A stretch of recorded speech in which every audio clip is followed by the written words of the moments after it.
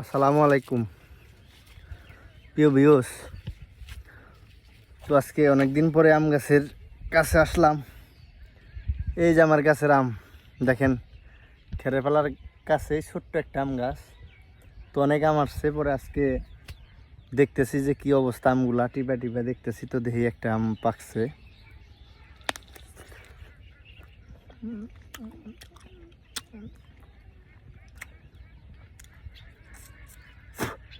সেই মজা, তো অনেক ভালো লাগতেছে। তো দেখেন আমগুলা কি জাত আসলে বলতে পারি না, এটা মানে হকার ব্যানালার কাছ থেকে কিনা হয়েছিল।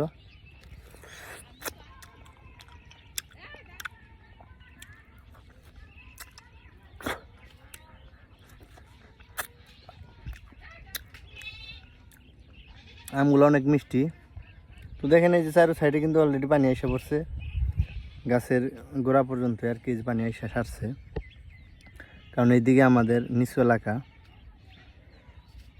অনেক পানি। তো আপনাদেরকে দেখাই, দেখেন এই যে অনেক পানি এসে পড়ছে।